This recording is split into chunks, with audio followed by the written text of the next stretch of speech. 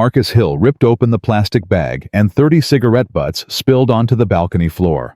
Behind him, Elena Wright stood frozen in the doorway. "Get out of my house!" Her voice was ice. Her hands were shaking.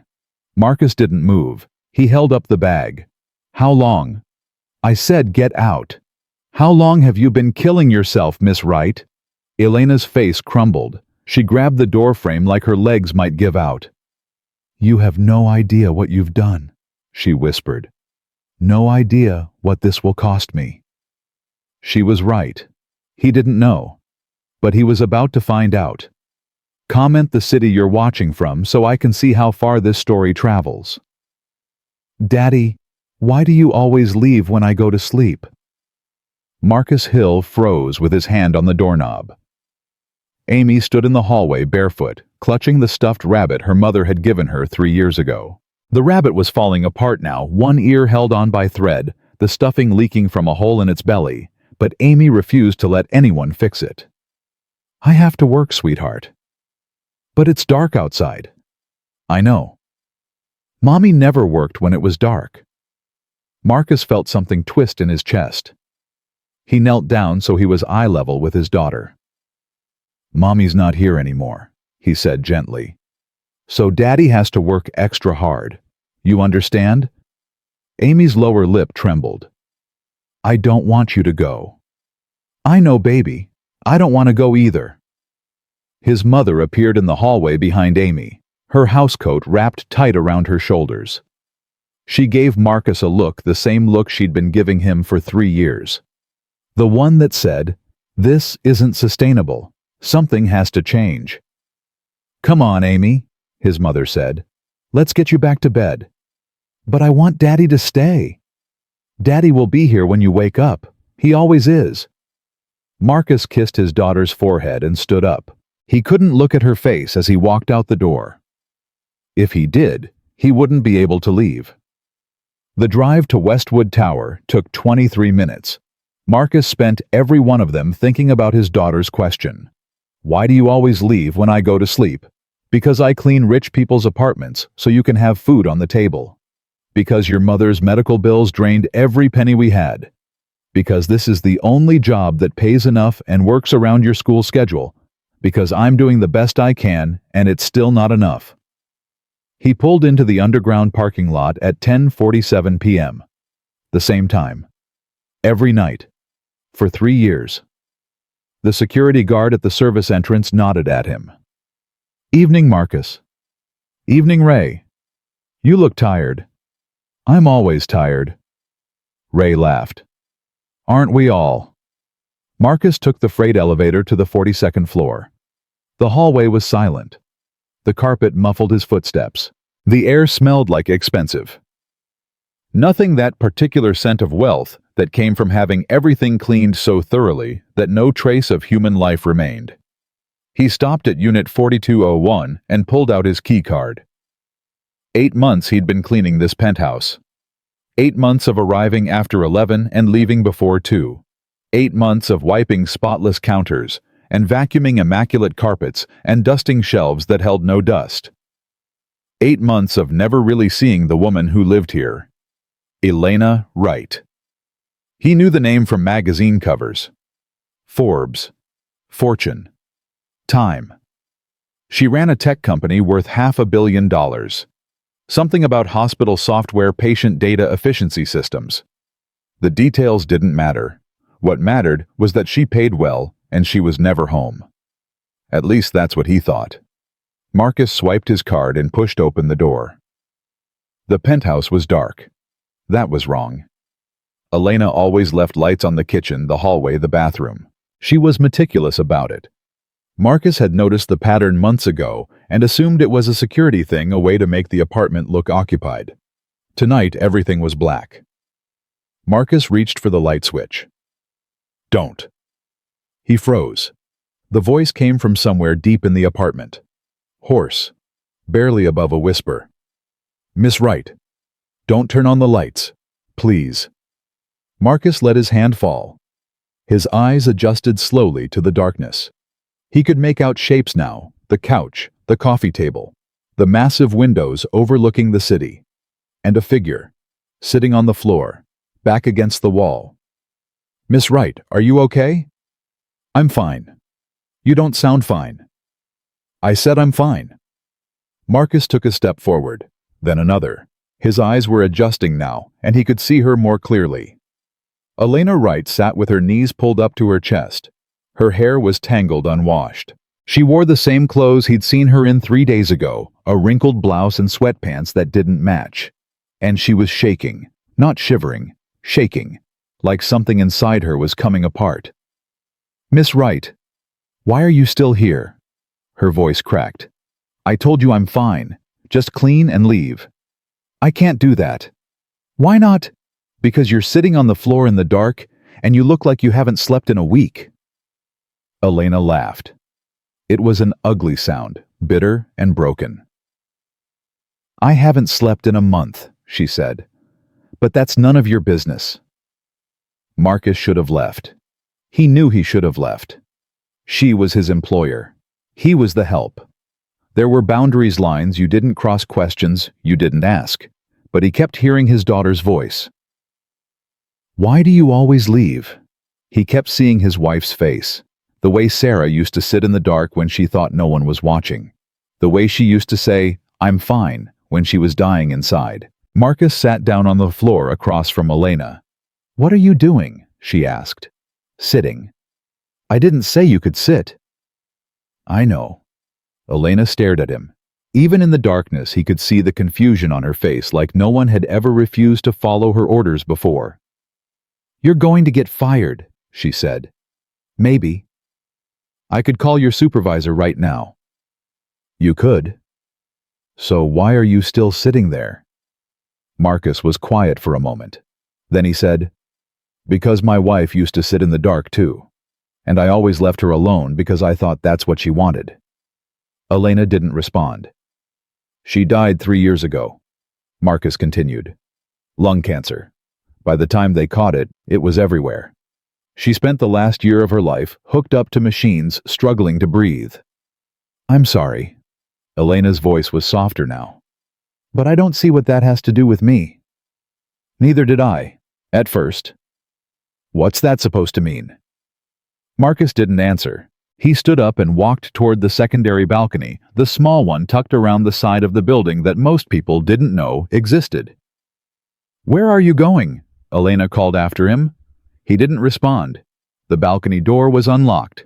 It was always unlocked. He'd noticed that weeks ago, but never thought much of it. Now he understood why. Marcus stepped outside. The city sprawled below him, 42 stories of lights and traffic and distant sirens. The air was cold, and there was a chair in the corner, a single chair facing away from the apartment, a hiding spot. He moved the chair. Behind it, shoved against the outdoor AC unit, was a plastic bag. Marcus pulled it out. He already knew what was inside. He'd found it a week ago and put it back, trying to convince himself it wasn't his business. But tonight was different. Tonight he opened the bag. Cigarette butts spilled onto the concrete. 30 of them. Maybe more. Wrapped in tissue, stuffed into the bag, hidden away like evidence of a crime. There was an ashtray too. Small. Glass. Wiped clean but still stained with ash. "Put that down." Marcus turned around. Elena stood in the doorway. Her face was pale, her eyes wide. She looked terrified. "Put it down," she said again. "You have no right." "How long?" "What?" "How long have you been smoking?" Elena's jaw tightened. "That's none of your business." "You're right, it's not." Marcus held up the bag. "But I'm guessing it's been years. Maybe a decade. Maybe longer." "So what if it has—" "So that cough I've been hearing through your bedroom door every night, that's not allergies, is it?" Elena flinched like he'd slapped her. "The mints on your kitchen counter," Marcus continued. "The air purifier running 24 hours a day. The windows always cracked open even when it's 40 degrees outside. The mouthwash in the guest bathroom you never use." He took a step toward her. "You're hiding it. From everyone. From your doctors, from your board, from the whole world. And it's killing you. Stop." The shortness of breath, the dizziness, the shaking hands. I've seen it before, Miss Wright. I watched my wife go through the exact same thing. I said, stop. Elena's voice cracked. She pressed her hands against her ears, like she could block out his words. You don't know anything about me, she said. You're just the man who cleans my floors. You have no idea what my life is like, what I deal with every single day. You're right, I don't. Then why won't you leave me alone? Marcus set the bag down on the ground. Because I left my wife alone, he said quietly. I saw the signs, and I told myself it wasn't my place to say anything. I told myself she was an adult, she could make her own choices. I told myself it would be disrespectful to interfere. He looked at Elena. She died in our living room, gasping for air. My daughter was sleeping upstairs. She was 5 years old, and she woke up to the sound of paramedics breaking down our front door. Elena's face crumbled. I'm not going to make that mistake again, Marcus said. I'm not going to walk away and pretend I didn't see what I saw. So you can fire me. You can call my supervisor. You can do whatever you want. But I'm not leaving until you tell me the truth. The silence stretched between them. Elena stood in the doorway, her arms wrapped around herself, her whole body trembling. She looked small, fragile, nothing like the powerful CEO the world thought she was. 15 years, she whispered. Marcus waited. I started in college. Everyone smoked back then. It was just something you did at parties when you were stressed, when you needed to take the edge off. She laughed bitterly. I told myself I'd quit after graduation, then after my first job, then after I started my company. But I never did. She walked past Marcus and sat down in the chair on the balcony. She stared out at the city lights. It got worse when the company took off. The pressure was constant. Board meetings, investor calls, product launches. Everyone expected me to be perfect all the time. I couldn't afford to fall apart. She shook her head. So I smoked. It was the only thing that made me feel like I could breathe. That doesn't make sense, Marcus said. Smoking makes it harder to breathe. I know it doesn't make sense. Elena's voice was thick with tears. But it's true. When I don't have it, I feel like I'm drowning. Like everything is spinning out of control and I can't make it stop. She looked up at him. Do you know what people would say if they found out if they knew the CEO of a healthcare technology company was a smoker? Marcus sat down on the balcony floor across from her. They'd call me a hypocrite, Elena continued. They'd say I was weak, undisciplined, a fraud. My stock price would tank. My board would lose confidence. Everything I've built 15 years of work would fall apart. So you hide it. So I hide it.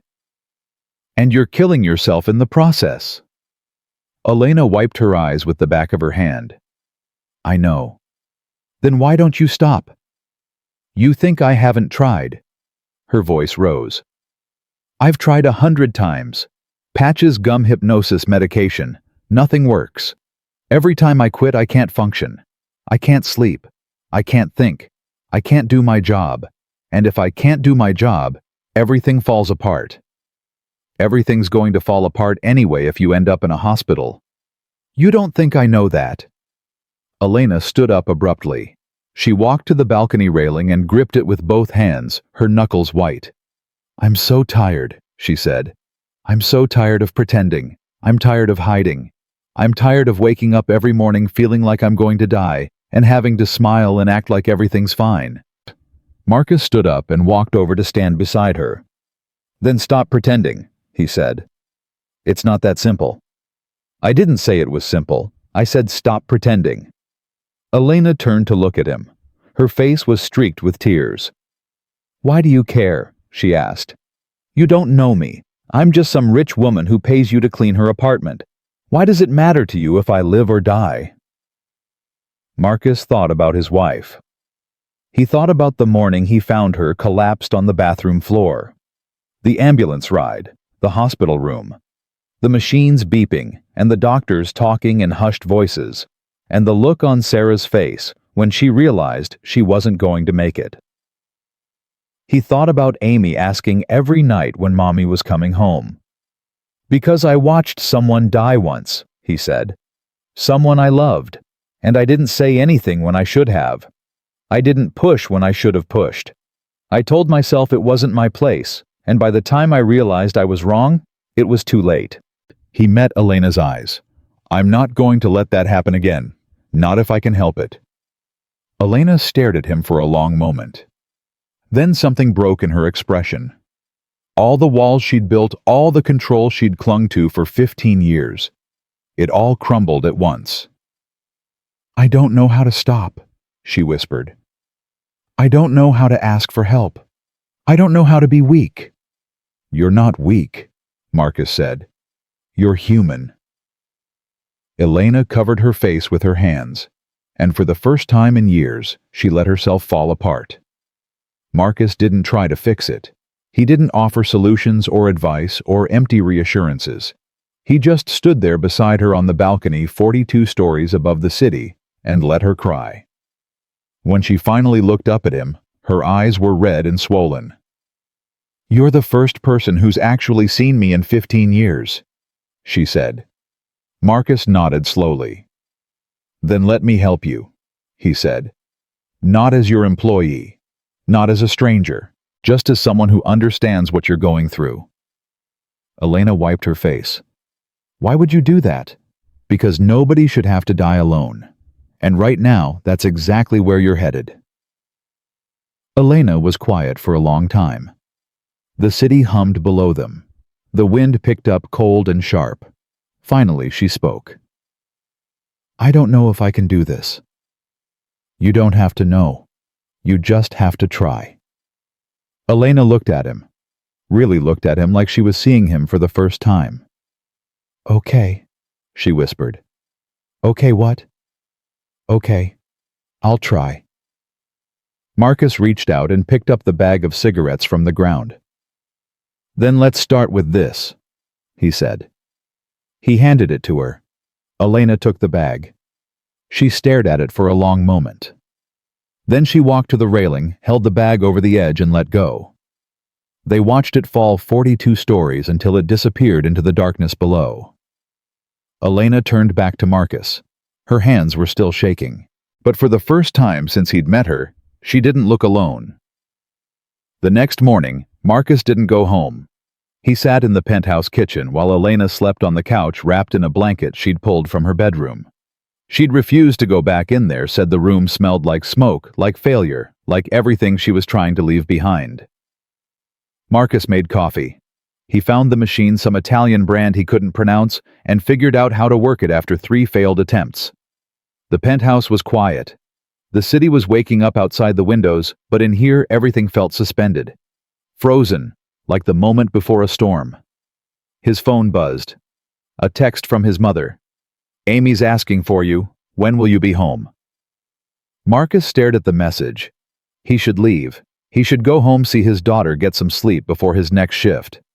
He had no business being here sitting in a billionaire's kitchen waiting for her to wake up. But he couldn't make himself move. He kept thinking about the look on Elena's face when she dropped the bag, the way her hands shook, the way she said okay, like it was the hardest word she'd ever spoken. He texted back, "Few more hours. Tell her I love her." The response came immediately.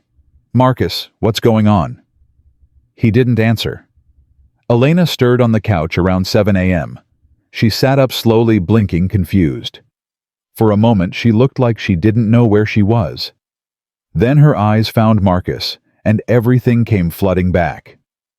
"You're still here," she said. "I'm still here." "Why?" "Because you asked me to help you. Remember." Elena pushed the blanket off and stood up. She looked terrible. Her hair was a mess. Her clothes were wrinkled, and there were mascara streaks on her cheeks from crying the night before. "I need coffee," she said. "Already made." She walked to the kitchen and poured herself a cup. Her hands were steadier now, but Marcus could see the tension in her shoulders, the way she held herself like she was bracing for impact. "What time is it?" she asked.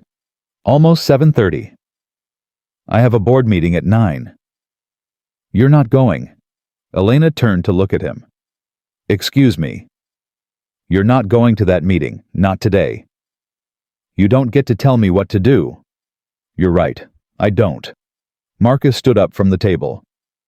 But if you walk into that boardroom looking like this, feeling like this, they're going to know something's wrong. And isn't that exactly what you're trying to avoid? Elena's jaw tightened. She wanted to argue, he could see it in her eyes, but she knew he was right. What am I supposed to tell them? She asked. Tell them you're sick. I'm not sick. You've been poisoning yourself for 15 years. That's sick. Elena flinched. She set down her coffee cup and leaned against the counter. I can't just cancel, she said. There are people depending on me, decisions that need to be made. They can wait one day. You don't understand how business works. Maybe not. But I understand what happens when someone pushes themselves past the breaking point. Marcus walked over to her. My wife did that. She worked 60-hour weeks while her lungs were failing. She told herself she couldn't afford to slow down, couldn't afford to look weak. And then one day she collapsed and never got back up. Elena closed her eyes. One day, Marcus said. That's all I'm asking. Give yourself one day. The silence stretched between them. Elena gripped the edge of the counter like it was the only thing keeping her upright. Fine, she finally said. One day. She picked up her phone and typed a message. Her thumb hovered over the send button for a long moment. Then she pressed it. Done, she said. I told my assistant I have a stomach bug. Good. Now what? Marcus looked at her. Now we figure out how to keep you alive. The first few hours were easy. Elena showered and changed into fresh clothes. She ate half a piece of toast, the first real food Marcus had seen her consume. They sat in the living room and talked about nothing important. The weather, the traffic, the view from the windows. Marcus understood what was happening. She was distracting herself, filling the silence with words so she didn't have to think about what she really wanted. Around noon, the cravings started. Elena was mid-sentence when she stopped talking. Her hand flew to her chest. Her breathing quickened. What's wrong? Marcus asked. Nothing. I'm fine. You're not fine. What's happening? Elena stood up and walked to the window. She pressed her palms against the glass. I need one, she said. Just one, to take the edge off. No. You don't understand. I can feel it in my chest. It's like there's something squeezing my lungs. That's withdrawal. It'll pass. What if it doesn't? It will. Elena turned around. Her face was pale, her eyes wide with something that looked like panic. I can't do this, she said. I thought I could, but I can't. It's too hard. It's supposed to be hard. You don't know what it feels like. You're right. I don't. Marcus stood up and walked toward her. But I know what it looked like when my wife went through it. I know she wanted to give up 100 times. I know some days she screamed at me, told me she hated me, told me to leave her alone. What happened?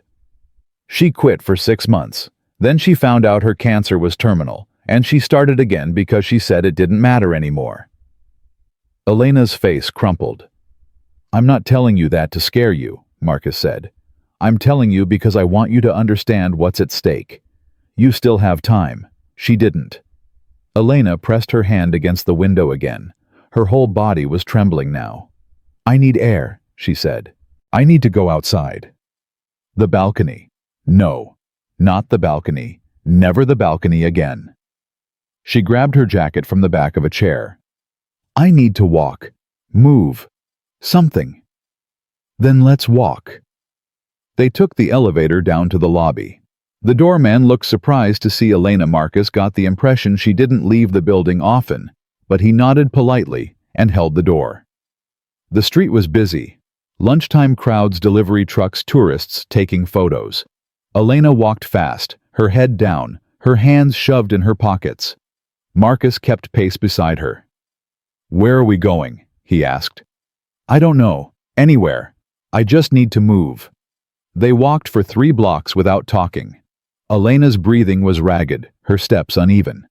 Twice she stopped and leaned against a wall, her eyes closed, her jaw clenched. "Talk to me," Marcus said during the second stop. "About what?" "Anything. Whatever's in your head right now." Elena laughed bitterly. "You don't want to know what's in my head. Try me." She opened her eyes and looked at him.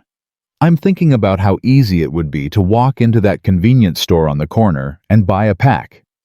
I'm thinking about how good it would feel to light one up right now. I'm thinking about how stupid I am for throwing away my stash last night." "What else?" "I'm thinking about my father." Marcus hadn't expected that. "Your father—" Elena pushed off the wall and started walking again. Marcus followed. "He died when I was 22, she said. "Heart attack. He smoked his whole life, 3 packs a day, sometimes more. My mother used to beg him to quit. He always said he would, tomorrow, next week, next month.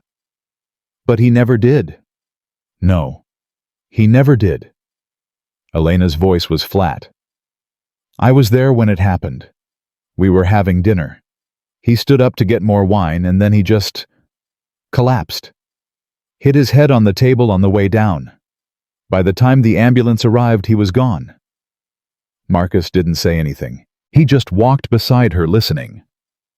"I swore I would never be like him," Elena continued. "I swore I would never let something control me the way cigarettes controlled him. And then I started smoking anyway, first just at parties, then just when I was stressed, then every day, then every hour." She stopped walking. They were standing in front of a small park, a patch of green in the middle of the concrete. "I became exactly what I promised myself I'd never become," she said, "and I don't know how to stop." "Your father didn't have anyone to help him," Marcus said. "You do." Elena looked at him. "Why are you doing this? And don't tell me it's because of your wife. That's not enough of a reason." Marcus was quiet for a moment. He thought about the question. Really thought about it. "Because my daughter is 9 years old," he finally said. "And every night she asks me why I have to leave. She doesn't understand why I work nights, why I'm never there for bedtime, why I miss her school plays and her soccer games." "That's not an answer." "Yes, it is. Because the reason I work nights is so I can be there during the day, so I can pick her up from school, so I can make her breakfast, so I can be the parent she needs even if I can't be there all the time." He met Elena's eyes. "I couldn't save my wife, but maybe I can save you, and maybe that's worth something." Elena stared at him. Her eyes were wet. "You barely know me," she whispered. "I know enough." They stood in silence for a long moment. The city moved around them. Cars, honking people, talking the endless rhythm of Los Angeles. But Marcus and Elena stayed still. "Okay," Elena finally said. "Okay, what?" "Okay, let's keep going." They walked back to the penthouse together. By evening, Elena was falling apart. The tremors had gotten worse. Her hands shook so badly she couldn't hold a glass of water without spilling it. She paced the living room like a caged animal. Her arms wrapped around herself, her teeth chattering even though the apartment was warm. "I can't do this," she kept saying. "I can't. I can't." "You can," Marcus said. "You don't understand. My whole body is screaming. Every cell in my body wants it." "I know." "Then why won't you let me have just one?" "Because one is never just one. You know that." Elena stopped pacing. She stood in the middle of the living room, her chest heaving, her eyes wild. "I hate you," she said. "I know. I hate you for finding those cigarettes. I hate you for making me throw them away. I hate you for being here right now watching me fall apart. I know. Stop saying that. What do you want me to say?" Elena's face contorted. For a moment, Marcus thought she was going to scream. Instead, she collapsed onto the couch and buried her face in her hands. "I want you to tell me it's okay to give up," she said, her voice muffled. I want you to tell me I don't have to do this. Marcus sat down on the coffee table across from her. I'm not going to tell you that, he said quietly. Why not? Because it's not true. Elena looked up. Her face was red, her eyes swollen. What if I can't do this? She asked. What if I'm not strong enough? You are. You don't know that. I've been watching you for 8 months, Marcus said. I've seen you run a company while your body was falling apart. I've seen you maintain a perfect image while you were dying inside. I've seen you hold it together when most people would have crumbled. He leaned forward. That takes strength. More strength than most people have. If you can do all that while destroying yourself, imagine what you can do when you're actually fighting to live. Elena wiped her eyes. Her hands were still shaking, but something in her expression shifted. You really believe that? She asked. I do. Even after everything I've said to you tonight. Especially after everything you've said tonight. Elena let out a long breath. She leaned back against the couch and stared at the ceiling. I'm so tired, she said. Then sleep. I can't. Every time I close my eyes, all I can think about is smoking. Then don't close your eyes. Talk to me instead. About what? Tell me about your company. Tell me how you built it. Elena turned her head to look at him. You want to hear about my company? I want to hear about anything that isn't cigarettes.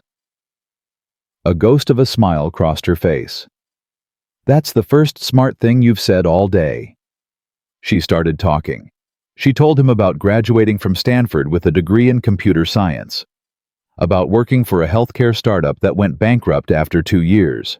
About the night she sat in her tiny apartment and wrote the first lines of code for what would eventually become Right Medical Systems.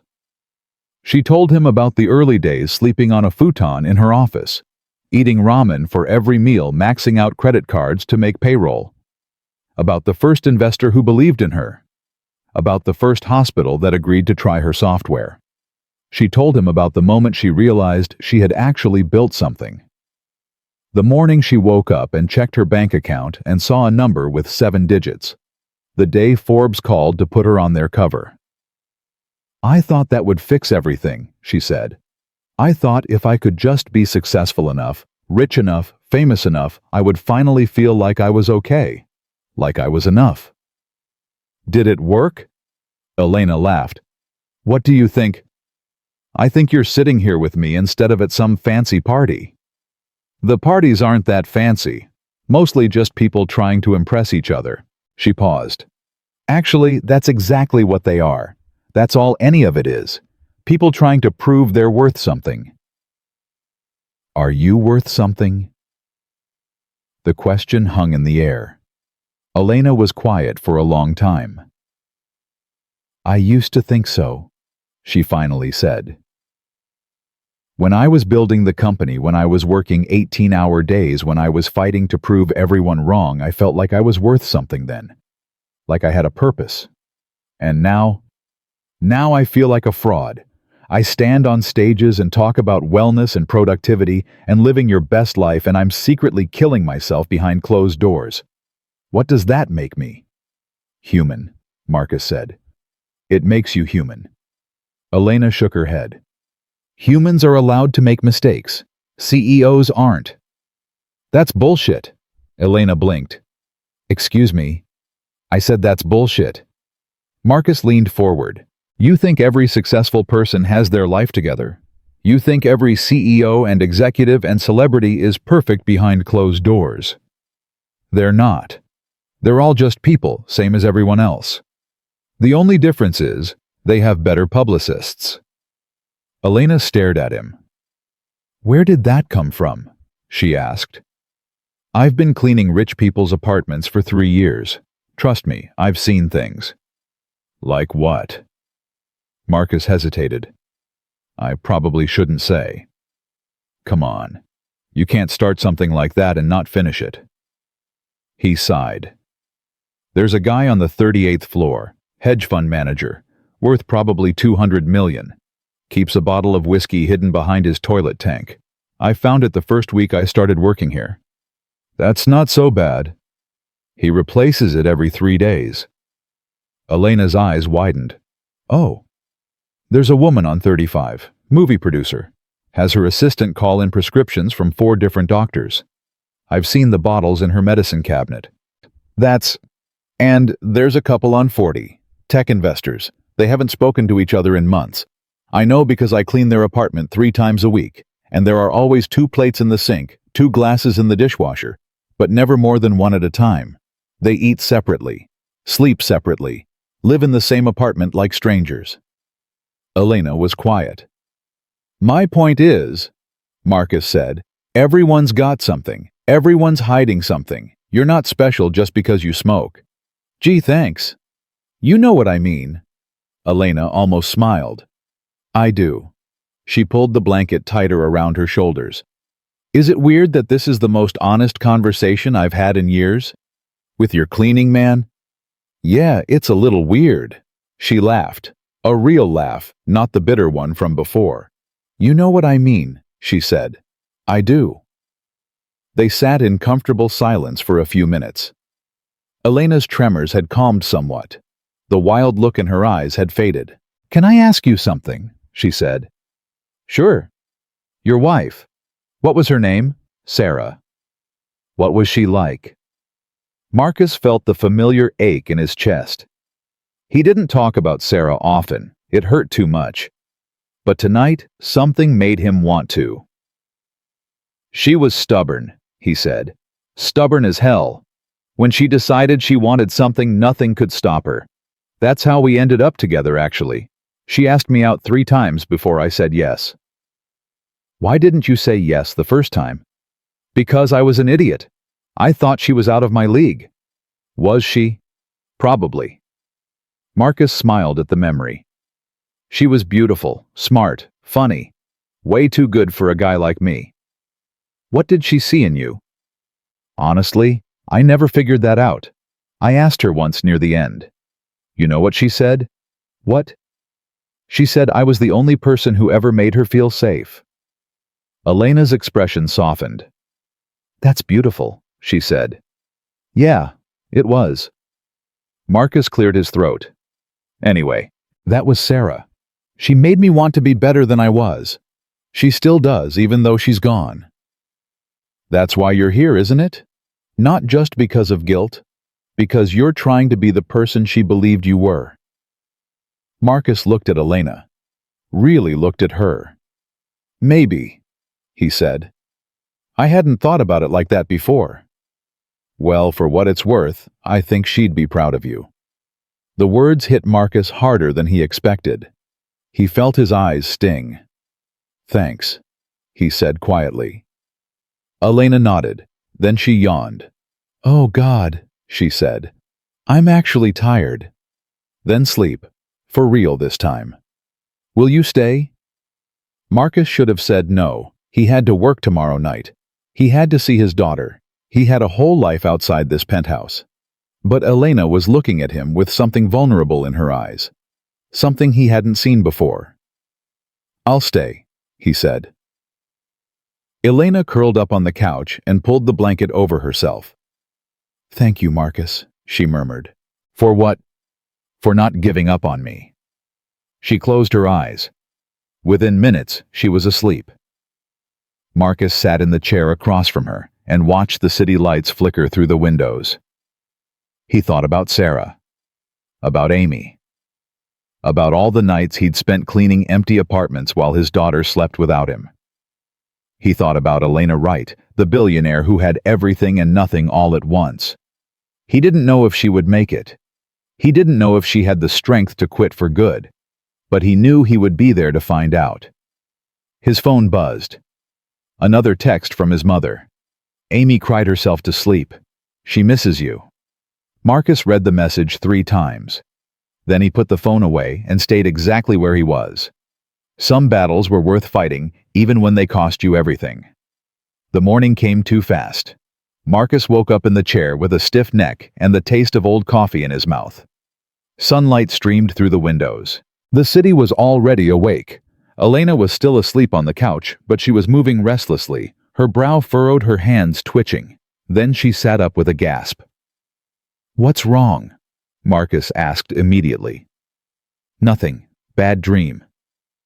She rubbed her face. "What time is it?" "Almost 8. I slept for 12 hours. Your body needed it." Elena swung her legs off the couch and sat there for a moment, her head in her hands. "How do you feel?" Marcus asked. "Like I got hit by a truck." She lifted her head. "But also, better. Maybe. I don't know. Do you want to smoke?" Elena was quiet for a moment. "Yes," she admitted. "But not as much as last night." "That's progress." "Is it?" "It's the first step. The first day is always the hardest." Elena looked at him. "How do you know so much about this?" "Research. After Sarah was diagnosed, I read everything I could about lung disease, about quitting, about what to expect. I wanted to understand what she was going through." He paused. "I wanted to help her, even though she didn't want my help. Why didn't she want your help?" "Same reason you didn't. Pride. Shame. The belief that asking for help means you're weak." Elena nodded slowly. "I understand that." "I know you do." She stood up and walked to the window. The city sprawled below them, endless and indifferent. "What happens now?" she asked. "Now we get through day 2. And after that, day 3, then day 4, then day 5. One day at a time." Elena turned to face him. "How long does this last? The physical stuff, a few weeks. The mental stuff." Marcus paused. "Longer. Maybe forever. But it gets easier." "How much easier?" "Easier enough that you can live a normal life. Easier enough that you can go hours, then days, then weeks, without thinking about it. But never completely gone. No, never completely gone. But manageable. Survivable." Elena wrapped her arms around herself. "I don't know if I can do this alone," she said quietly. "You're not alone. I told you I'd help you, and I meant it. But you have your own life, your daughter, your job. You can't spend every day babysitting a grown woman who can't control her own impulses." "No," Marcus agreed. "I can't. But I can check in. I can be there when you need to talk. I can be the person who knows the truth." "Why would you do that?" "Because everyone needs someone," Marcus said. "And right now I'm the only someone you've got." Elena stared at him for a long moment. Then she walked across the room and did something Marcus didn't expect. She hugged him. It was awkward, she was stiff, and he was caught off guard, but it was real. The first real physical contact between them. "Thank you," she whispered against his shoulder. Marcus patted her back gently. "You're welcome," he said. When she pulled away, her eyes were wet. "I have to call my assistant," she said. "I can't miss another day of work. People will start asking questions." "Are you ready for that?" "No, but I don't have a choice." She picked up her phone and started typing. Marcus watched her. She looked fragile standing there, nothing like the powerful executive he'd seen on magazine covers. But she also looked determined. And maybe Marcus thought that was enough. Elena went back to work the next day. Marcus went back to his life. But everything had changed. He picked up Amy from school that afternoon, and she ran into his arms like she always did. But this time, when she looked up at him, she asked a question he wasn't prepared for. "Daddy, where were you?" "Working, sweetheart." "But you weren't home when I woke up. Grandma said you worked all night." Marcus knelt down so he was eye level with his daughter. Her eyes were so much like Sarah's, big and brown and full of questions. "Sometimes Daddy has to work extra hours," he said. "But why? Because a woman I barely know needed me. Because I couldn't walk away from someone who was dying. Because I'm trying to make up for all the times I walked away before." "It's complicated, baby." Amy frowned. "That's what you always say when you don't want to answer." Marcus laughed despite himself. "You're too smart for your own good. You know that? Mommy used to say that too. The words hit Marcus like a punch to the chest. He pulled Amy into a hug and held her tight. I love you, he said. I love you too, Daddy, but I don't like it when you're gone. I know. I'm sorry. That night, Marcus went to work at his usual time. He cleaned the apartments on floors 35 through 41, same as always. He moved through the motions, mechanically wiping, vacuuming, scrubbing, but his mind was elsewhere. When he got to floor 42 to Elena's penthouse, he hesitated at the door. Should he knock? Should he just let himself in like normal? What was the protocol now? Before he could decide, the door opened. Elena stood there in sweatpants and a t-shirt. No makeup. Hair pulled back. She looked tired, but not as tired as before. I thought I heard someone out here, she said. Were you just going to stand there all night? I didn't want to intrude. You spent 2 days watching me have a nervous breakdown. I think we're past intrusion. She stepped aside. Come in. Marcus walked into the penthouse. It looked the same as it always had, spotless, pristine like a museum, but something felt different. The windows were closed. The air purifier was off. There were no mints on the counter. How was work? He asked. Terrible. I wanted to scream at everyone. I almost cried in the bathroom 3 times. My hands were shaking so badly I couldn't sign documents. But you made it through. Barely. Elena walked to the kitchen and poured herself a glass of water. I thought about smoking every 30 seconds. Literally every 30 seconds. I counted.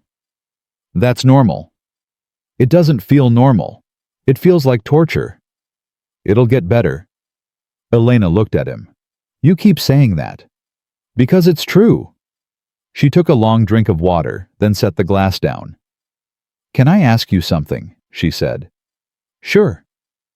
When you were cleaning my apartment all those months before you found the cigarettes, did you ever wonder about me, about what my life was like?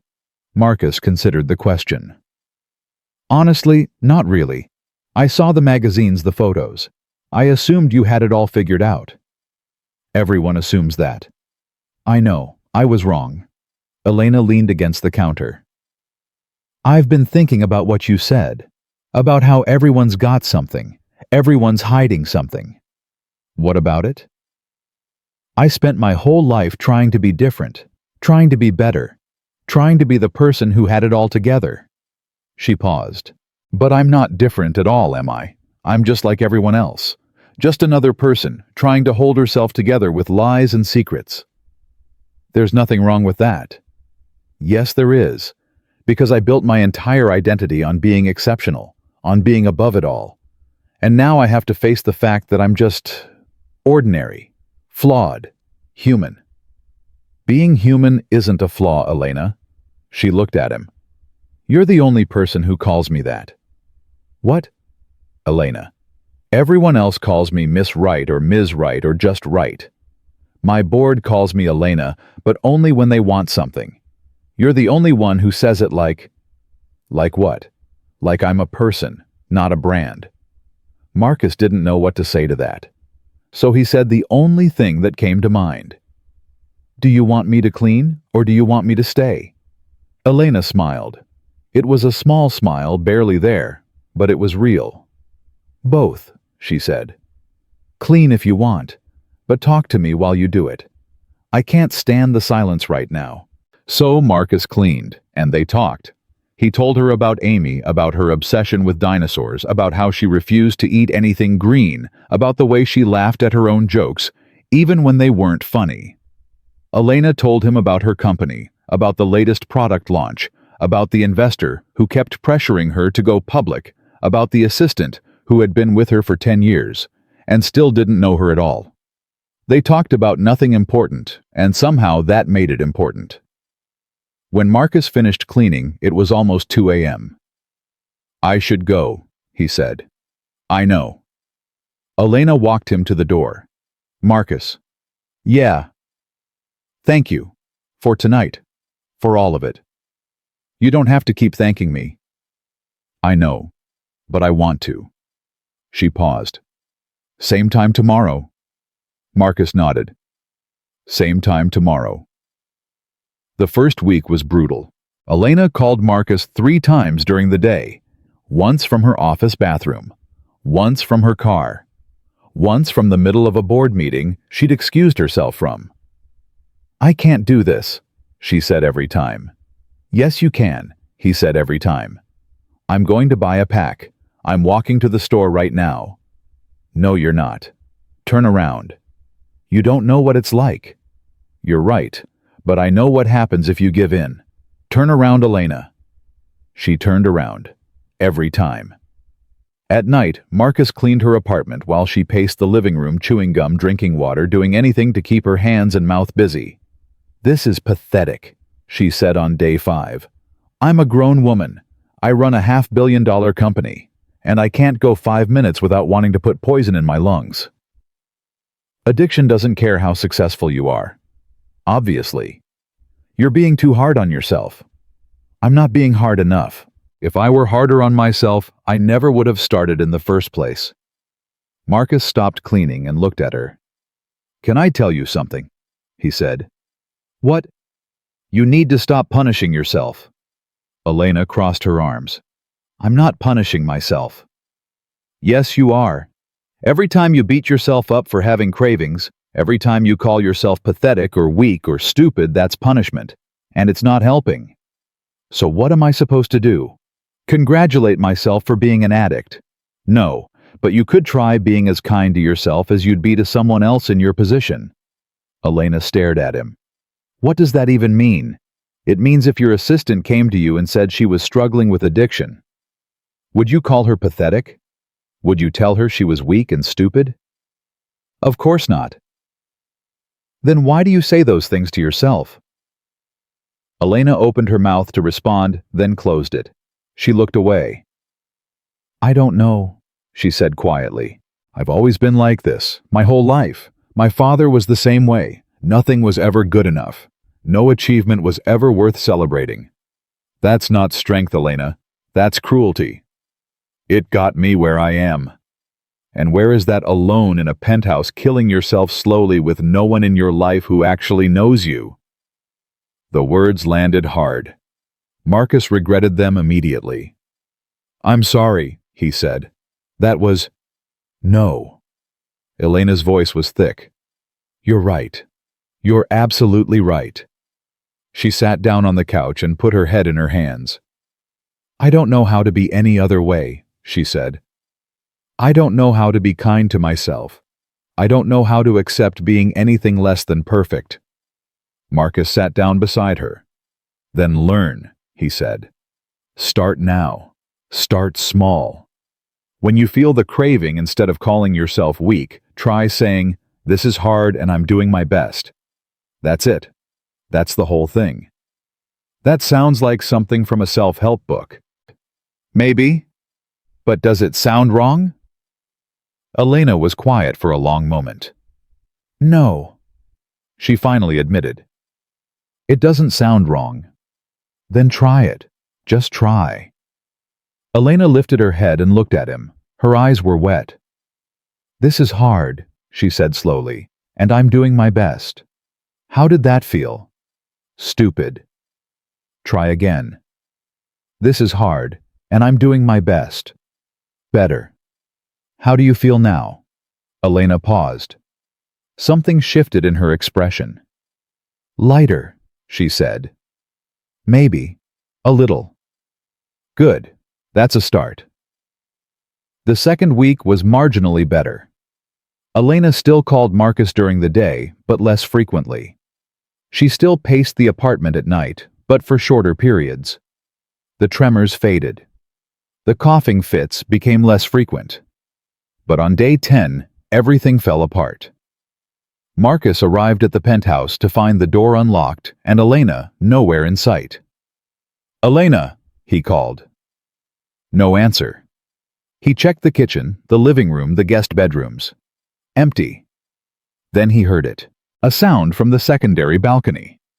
Marcus ran. He threw open the balcony door and found Elena sitting on the concrete floor, her back against the railing. In her hand was an unopened pack of cigarettes. "Don't," she said without looking up. "Don't say anything." "Where did you get those?" "I had a delivery service bring them. Paid extra for discretion." She laughed bitterly. "Apparently you can get anything delivered in this city." Marcus sat down on the floor across from her. "You haven't opened them," he said. "Not yet." "How long have you been sitting here?" 3 hours. Elena finally looked at him. Her eyes were red and swollen. "I had a bad day." "Tell me." "My board called an emergency meeting. They're worried about my recent behavior. Apparently I've been distracted and short-tempered and not performing at my usual level." She held up the cigarettes. "They don't know about this. They just know something's wrong." "What did they say?" "They suggested I take a leave of absence. For my health." Elena's voice dripped with bitterness. "They don't know how ironic that is. Maybe taking time off isn't a bad idea. It's a terrible idea. If I step away, they'll push me out. That's how it works. CEOs don't take leaves of absence. They get replaced." "Is your company worth more than your life?" Elena stared at him. "You don't understand," she said. "This company is my life. It's everything I've built, everything I am." "That's not true." "Yes, it is.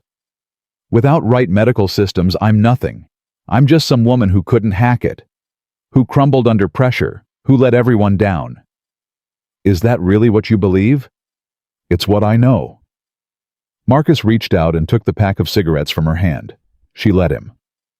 "Can I tell you what I see?" he said. Elena didn't respond. "I see a woman who built something incredible from nothing, who worked harder than anyone else, who never gave up even when everything was against her." He paused. "But I also see a woman who's been so focused on building that she forgot to live, who's been so afraid of being weak that she never let herself be human." "What's wrong with being strong?" "Nothing. But strength isn't the same as being invulnerable.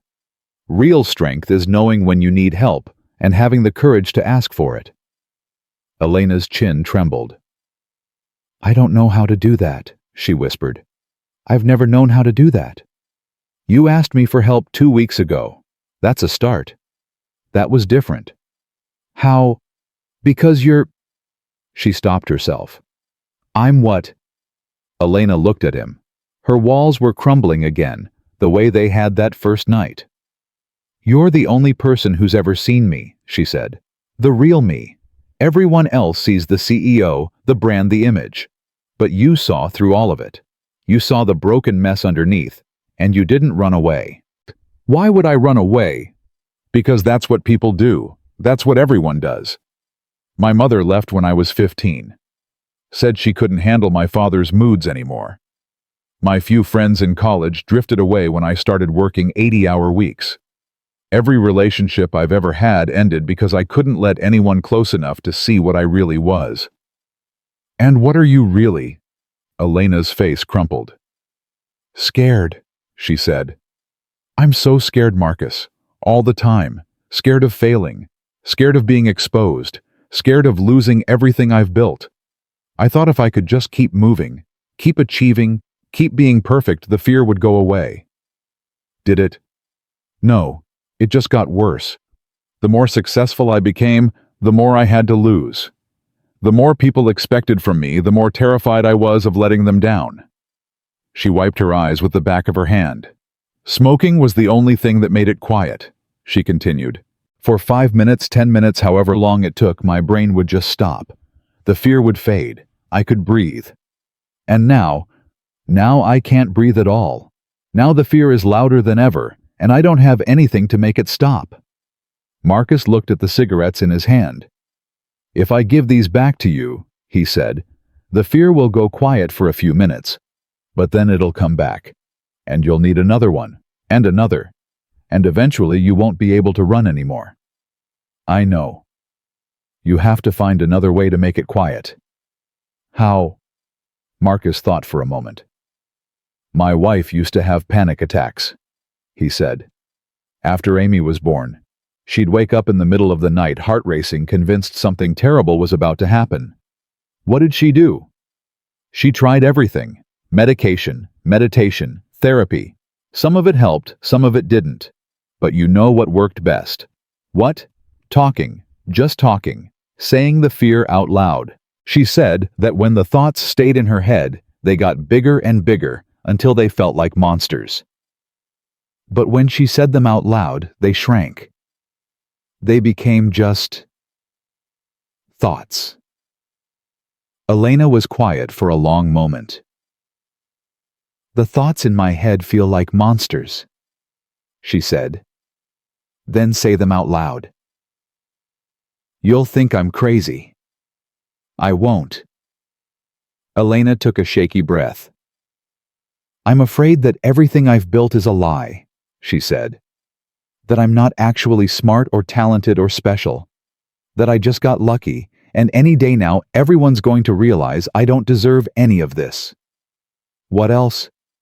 I'm afraid that I'm going to end up like my father. Dead on the floor, alone. With no one who actually loved me. What else? Elena's voice broke. I'm afraid that I'm unlovable. That there's something fundamentally wrong with me. That the reason I'm alone isn't because I'm too busy or too successful or too intimidating. It's because there's nothing inside me worth loving. The words hung in the air. Marcus looked at Elena, at this woman who had everything and nothing, and felt his heart break for her. Can I tell you something? He said. Elena nodded, tears streaming down her face. My wife was the smartest person I ever knew. She was beautiful, kind, talented, everything I wasn't. And for years I couldn't understand what she saw in me. I kept waiting for her to figure out she'd made a mistake. Did she? No. You know what she told me. She said love isn't about deserving, it's about choosing.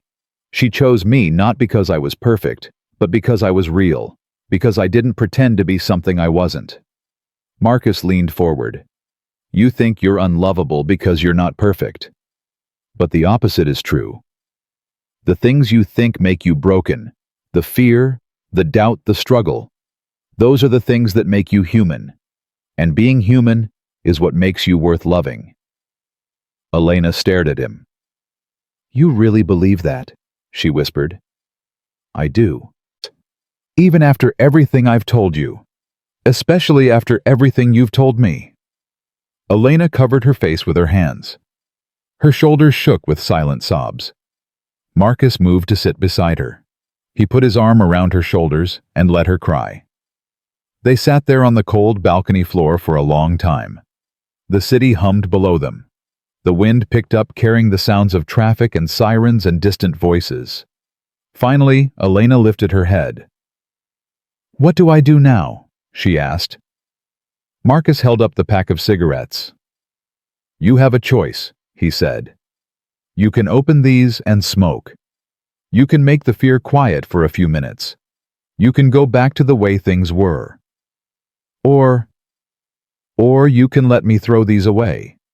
And tomorrow when the fear comes back, because it will come back, you call me. You say the thoughts out loud. You let them shrink instead of grow. Elena looked at the cigarettes. It's not that simple, she said. I know, but it's a start. Elena reached out and took the pack from his hand. She stared at it for a long moment. Then she stood up, walked to the railing, and threw the pack over the edge. They watched it fall. Day 11, Elena said quietly. Still going. Still going, Marcus agreed. Elena turned to look at him. Will you stay tonight? She asked. Not to watch me. Just to be here. Marcus should have said no. He had work tomorrow. He had Amy. He had a whole life that was falling apart while he sat in this penthouse. But he looked at Elena's face, at the exhaustion and the hope and the fear, and he couldn't bring himself to leave. I'll stay, he said. Elena nodded. She walked back inside, and Marcus followed. They sat on the couch in the living room, not touching, not talking, just existing in the same space. At some point, Elena fell asleep. Marcus stayed awake. He thought about his daughter asking why he was never home. He thought about his mother's worried looks. He thought about all the nights he'd spent cleaning rich people's apartments while his own life crumbled around him. He thought about Sarah. What would she say if she could see him now? Would she be proud? Would she understand? He didn't know. But for the first time in 3 years, Marcus felt like he was doing something that mattered. Something real. Something more than just surviving. He was helping someone live. His phone buzzed. A text from his mother. "Amy had a nightmare. She's asking for you." Marcus read the message. His heart twisted. He looked at Elena asleep on the couch, peaceful for the first time in weeks. Then he looked at his phone. He was being pulled in 2 directions. 2 people who needed him. 2 lives he was trying to hold together. He couldn't keep doing this. Something had to give. But not tonight. Tonight he would stay. Tomorrow he would figure out the rest. Marcus put his phone away and leaned back in his chair. The city lights flickered outside the window. And somewhere in the distance, the sun began to rise. The call came at 6 a.m. Marcus was still in Elena's penthouse, still sitting in the chair by the window, when his phone rang. He grabbed it before the second ring. "Mom?" "Marcus, you need to come home." His mother's voice was tight, controlled. The voice she used when she was trying not to panic. "What's wrong?" "Amy woke up with a fever, 103. She's asking for you." Marcus was on his feet before she finished speaking. "I'm coming." He hung up and turned around. Elena was awake, sitting up on the couch watching him. "What happened?" she asked. "My daughter's sick. I have to go." Elena nodded immediately. "Go, of course, go." Marcus grabbed his jacket and headed for the door. Then he stopped. "Will you be okay? Marcus, your daughter needs you. Go." "That's not what I asked." Elena met his eyes. "I'll be fine. Day 12. I can handle 1 day." Marcus hesitated. Every instinct told him to stay to make sure she didn't fall apart the moment he left. But Amy's face flashed in his mind, her big brown eyes, her fever-flushed cheeks. "Call me if you need anything," he said. "I will. Now go." He went. The drive home took 45 minutes. Traffic was already building on the 405, and Marcus spent every red light checking his phone, waiting for updates. His mother met him at the door. "She's in her room. The fever's down a little, but she won't stop crying." Marcus pushed past her and ran down the hallway. Amy was curled up in her bed, the stuffed rabbit clutched to her chest. Her face was pale, except for 2 bright red spots on her cheeks. Her eyes were closed, but she wasn't sleeping. "Daddy." "I'm here, baby." Marcus sat on the edge of the bed and pulled her into his arms. She was burning up her skin hot against his shirt. "I don't feel good," Amy whimpered. "I know, but you're going to be okay."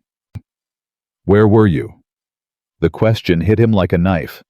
"I was working, sweetheart." "But you're always working. You're never here anymore."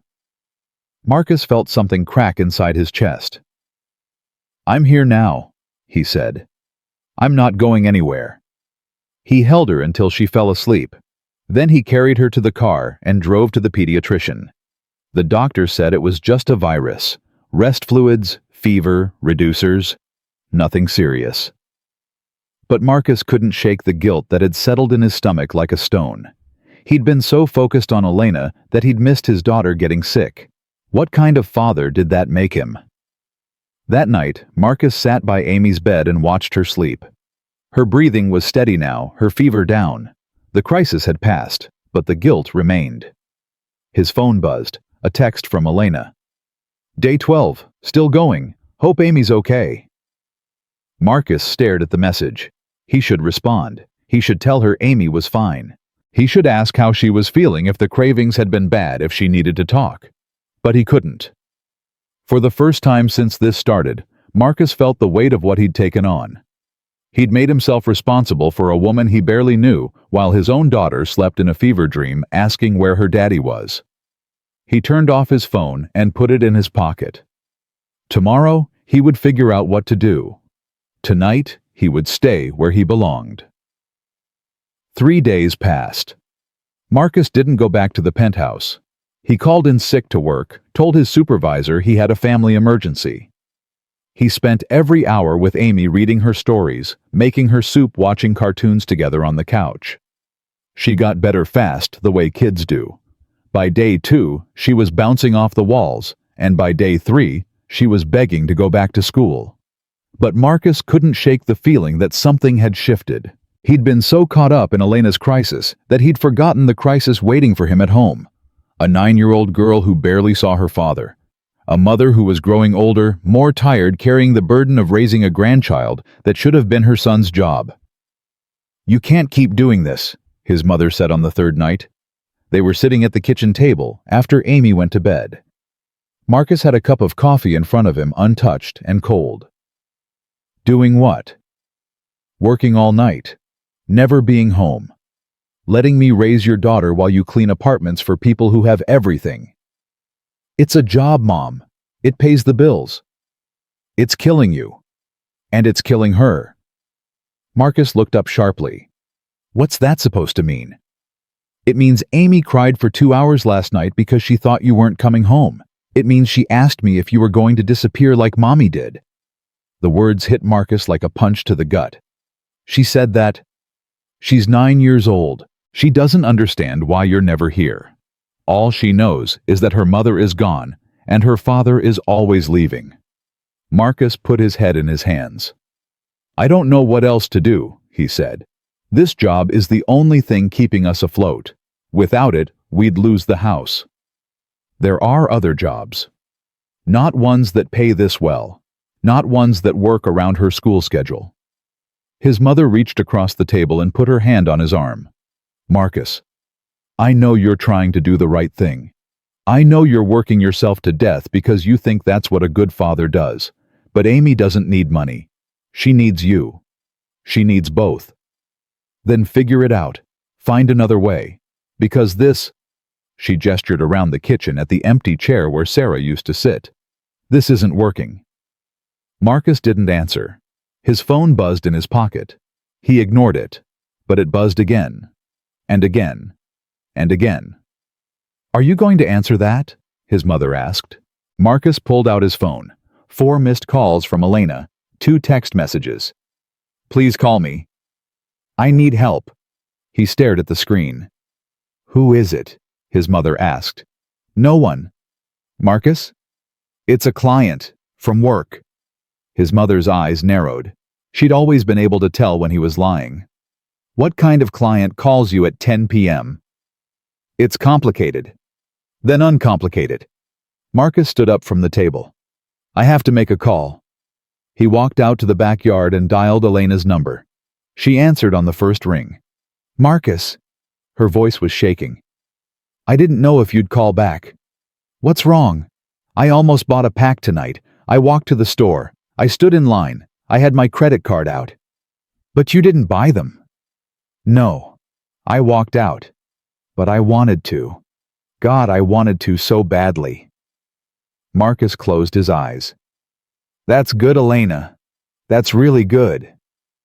It doesn't feel good. It feels like I'm dying. You're not dying. You're healing. There's a difference. Where have you been? I haven't heard from you in 3 days. My daughter was sick. Is she okay? She's fine now. It was just a fever. There was a pause on the other end of the line. You should be with her, Elena said. Not worrying about me. I'm not.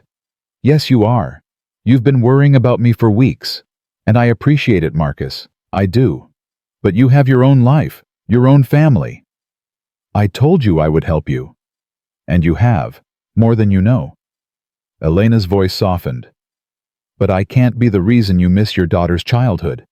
I won't be that selfish. Marcus didn't know what to say.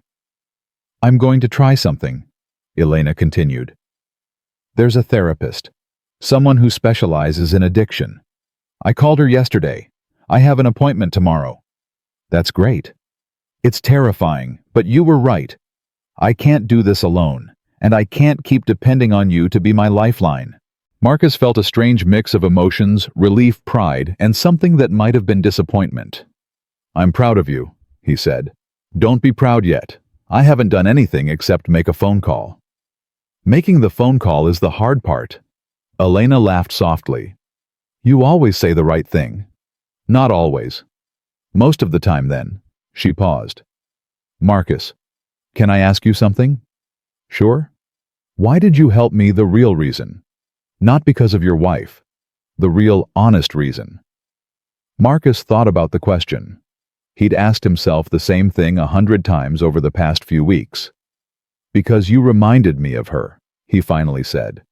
Not in the way you look, or talk, or act, but in the way you hide. Sarah used to hide everything. Her pain, her fear, her struggles. She thought that if she just kept pretending, everything would be okay. What happened? She died thinking she'd failed us, that she'd been a burden, that we'd be better off without her. Marcus's voice cracked. She was wrong. She was so wrong, but she never let us tell her that because she never let us see her. Elena was quiet. When I found those cigarettes, Marcus continued, when I saw you sitting on the floor in the dark, I saw her. I saw the same fear, the same shame, the same desperate need to hold it all together. And I thought maybe if I'd pushed harder with Sarah, maybe if I'd refused to let her hide things, would have been different. You think you could have saved her? I don't know, probably not, but I'll never know for sure because I never tried. So I'm what, your redemption? The word stung, but Marcus didn't deny it. Maybe. Or maybe I just didn't want to watch another person destroy themselves when I had the chance to help. Even if it cost you everything. It hasn't cost me everything. Not yet, but it will if you keep choosing me over your daughter. Marcus looked back at the house. Through the kitchen window he could see his mother washing dishes. Somewhere inside, Amy was sleeping. You're right, he said. I know you're right. Then go be with your family. I'll be okay. Will you? I don't know. But I have to try, don't I? Isn't that what you keep telling me? Marcus smiled despite himself. Yeah, that's what I keep telling you. Then take your own advice. Go be with your daughter. Stop worrying about me. I don't think I can stop worrying about you. Then worry from a distance. Check in once a week, or once a month, whatever works. But don't sacrifice your life for mine, Marcus. I'm not worth that. Yes, you are. The words came out before he could stop them. Elena was silent for a long moment. Goodbye, Marcus, she finally said. Thank you for everything. This isn't goodbye. Maybe not, but it's the end of something. She hung up. Marcus stood in his backyard, holding the phone, listening to the silence. She was right. Something had ended. But maybe something else had begun. 2 weeks passed. Marcus went back to work, but he changed his schedule. He negotiated with his supervisor to take an earlier shift 6 p.m. to midnight instead of 11 p.m. to 4 a.m. The pay was slightly less, but he could be home by 1 in the morning, sleep for a few hours, and still be there when Amy woke up. It wasn't perfect, but it was better. He didn't go back to Elena's penthouse. The building assigned another cleaner to the 42nd floor. Marcus didn't ask who. He didn't want to know. But he thought about her. Every night while he cleaned other people's apartments, he wondered if she was okay. If she'd made it through another day. If the therapy was helping. He wanted to call her. 100 times he pulled out his phone and started to dial her number, but he always stopped. She'd asked for space. She'd told him to let her try on her own. He had to respect that even if it killed him. On day 27, his phone rang. It was 3 a.m. Marcus was in bed. Amy asleep down the hall. He grabbed the phone without looking at the screen. Hello. Marcus. Elena's voice. Thin, strained on the edge of breaking. He sat up immediately. Elena, what's wrong?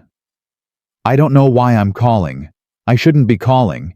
You told me to give you space, and I'm not respecting that, and I'm sorry. Elena, slow down. What happened? He heard her take a shaky breath. My board voted today. They removed me as CEO. The words hung in the air. What? They said I've been unstable, not fit to lead.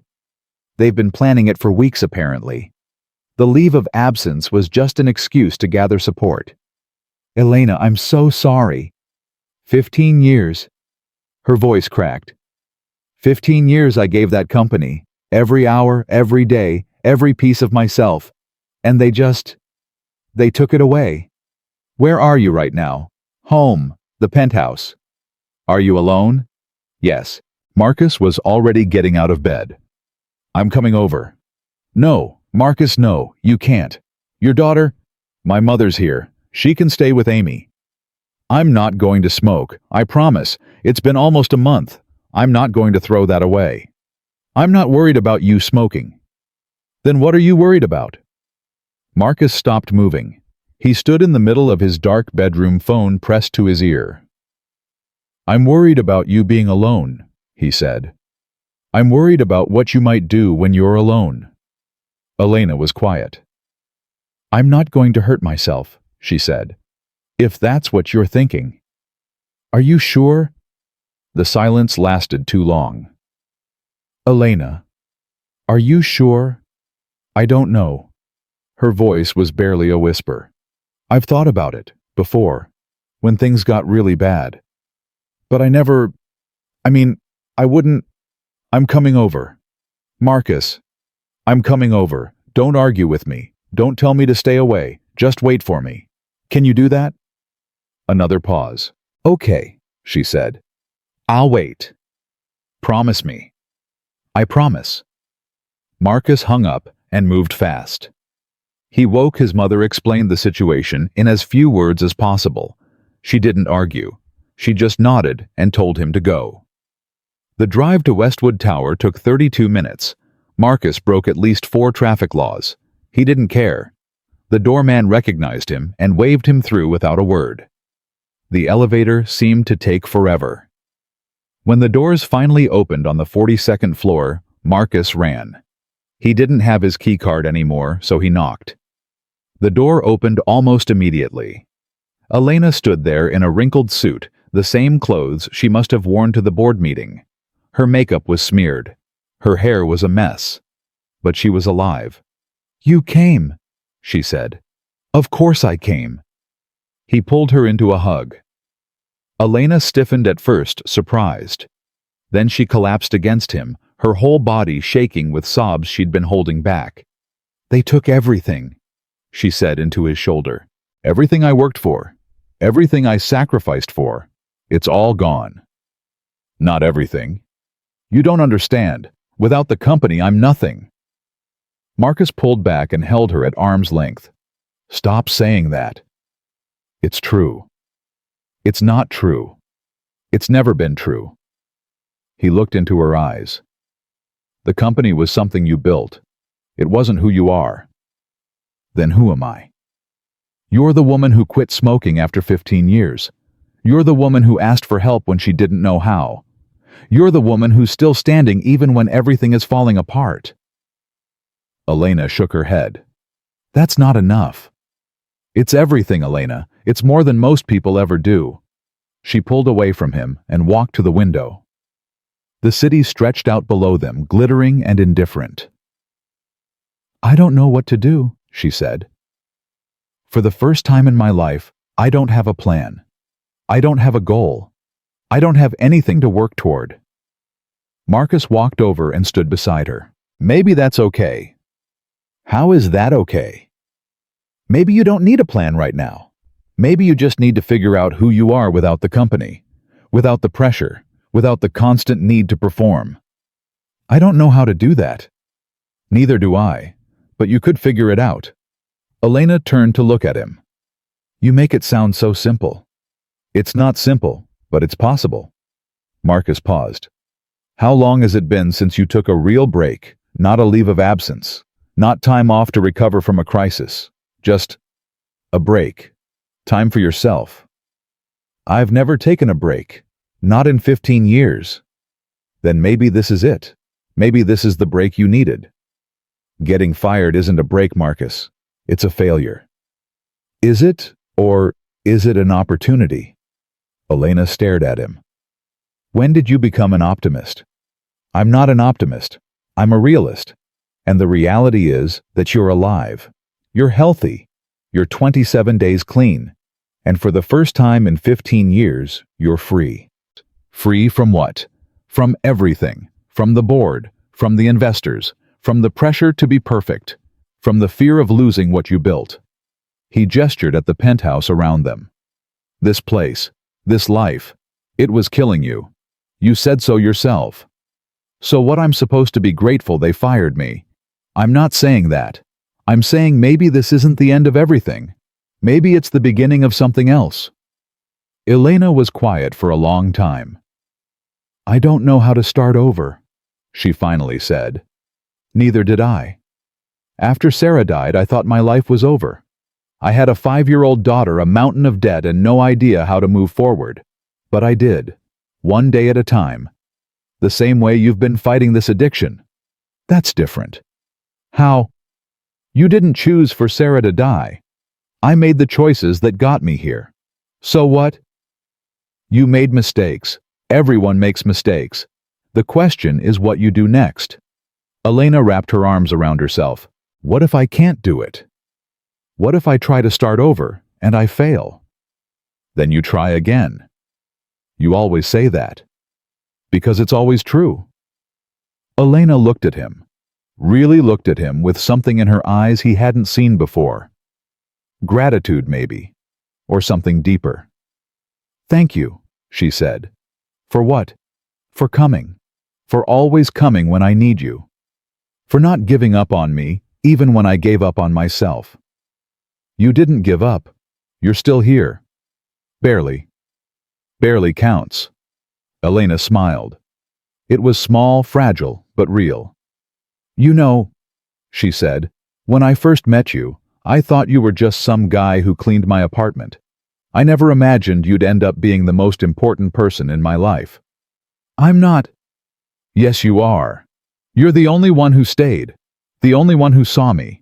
She paused. I don't know what I would have done without you. You would have figured it out. No, I wouldn't have. Her voice was certain. I would have kept smoking until my lungs gave out, or I would have done something worse. You saved my life, Marcus. I need you to understand that. Marcus didn't know what to say, so he said the only thing that felt true. You saved mine too. Elena frowned. How? After Sarah died, I went through the motions. I worked. I took care of Amy. I did what I was supposed to do. But I wasn't really living. I was just existing, waiting for time to pass. And now I feel like I'm doing something that matters, like my life has purpose beyond just surviving. He met her eyes. You gave me that, whether you meant to or not. Elena reached out and took his hand. We're quite a pair, she said. Yeah, we are. They stood there at the window hand in hand, watching the city lights flicker in the darkness. What happens now? Elena asked. I don't know. You don't have a plan. I never have a plan. I just keep showing up. That doesn't sound very efficient. Probably not, but it's worked so far. Elena laughed softly. It was the first real laugh he'd heard from her in weeks. Can you stay tonight? She asked. I have to get back to Amy. I know, She trailed off. I don't want to be alone. Marcus thought about his daughter, about his mother waiting at home, about all the times he'd chosen Elena over his family. But Elena's hand was trembling in his, and her eyes were red from crying, and she'd just lost everything she'd spent 15 years building. I can stay for a few hours, he said. Elena nodded. Thank you. They sat on the couch together the way they had that first week. They didn't talk much, They didn't need to. At some point, Elena fell asleep with her head on his shoulder. Marcus stayed awake watching the city, thinking about everything that had happened and everything that might happen next. He didn't know what the future held. For him, for Elena, for any of them. But for the first time in a long time, he felt like maybe, just maybe, things were going to be okay. His phone buzzed. A text from his mother. "Amy's awake. She's asking for you. But she's okay. Take your time." Marcus looked at Elena asleep beside him. Then he looked at his phone. Two worlds. Two people who needed him. But maybe he thought he didn't have to choose. Maybe there was room for both. He texted back. "Tell her I love her. I'll be home soon." Then he put his phone away and waited for the sun to rise. 3 months later, everything was different. Elena sold the penthouse. She didn't announce it, didn't make a press release. She just called a realtor, signed the papers, and walked away from the life she'd built on the 42nd floor. Marcus found out when she called him on a Tuesday afternoon. "I did something crazy," she said. "Crazier than quitting smoking cold turkey." "Maybe. I sold the apartment." Marcus nearly dropped the phone. "You what?" "I couldn't stay there anymore. Every corner of that place reminded me of who I used to be. The person who hid on balconies and lied to everyone and slowly poisoned herself to death." "Where are you going to live?" "I bought a house. Small one. 3 bedrooms, a backyard. It's in Pasadena, 20 minutes from the city, but feels like a different world." Marcus didn't know what to say. The Elena he'd met 8 months ago would never have left that penthouse. She would have clung to it like a life raft, like proof of everything she'd accomplished. "Are you sure about this?" he asked. "No, but I'm tired of being sure. I was sure about everything for 15 years, and look where it got me." She paused. "I want to try something different. I want to try being uncertain." "That doesn't sound like you." "I know. That's the point." The house in Pasadena was nothing like the penthouse. It was old, built in the 1940s, with hardwood floors that creaked and windows that stuck. The kitchen was small. The bathrooms were outdated. The backyard was overgrown with weeds. But when Elena showed it to Marcus for the first time, she was smiling. "I know it needs work," she said, "but I figured that's the point. I need something to do with my hands. Something that isn't spreadsheets and board meetings." "You're going to fix this place up yourself." "I'm going to try. How hard can it be?" Marcus looked at her manicured nails, her designer clothes, her complete lack of experience with anything resembling manual labor. "You've never held a hammer in your life." "There's YouTube. I can learn." He laughed. He couldn't help it. "What?" Elena asked. "Nothing. I just never thought I'd see the day when Elena Wright watched home improvement videos." "Elena Wright is dead. I'm just Elena now." She said it casually, but Marcus heard the weight behind the words. "How does that feel?" he asked. "Terrifying. Liberating. I can't decide which." "Maybe it's both." Elena looked around the empty living room at the dust motes floating in the afternoon light. "Maybe it is," she said. Marcus started coming to Pasadena on weekends. He told himself it was to help with the house. Elena needed someone who knew how to use power tools, someone who could fix the plumbing and patch the drywall. She was hopeless with anything mechanical. She'd nearly electrocuted herself trying to install a ceiling fan, and Marcus couldn't stand by and watch her destroy the place. But that wasn't the real reason. The real reason was Amy. The first time he brought his daughter to Elena's house, he was nervous. He didn't know how to explain who Elena was, or why they were spending Saturday afternoons at a stranger's house. But Amy didn't need an explanation. "This place is cool," she said, running through the empty rooms. "It's like a haunted house." "It's not haunted," Marcus said. "It could be. Old houses have ghosts." Elena appeared in the doorway holding a paintbrush. "If there are ghosts," she said, "they're welcome to stay, as long as they help with the painting." Amy looked at her with wide eyes. "Who are you?" "I'm Elena. I'm a friend of your dad's." Do you have any kids? No, just me. That's sad. Amy, Marcus said sharply, but Elena just laughed. You're right, she said. It is sad, but I'm working on it. Amy tilted her head. How do you work on being sad?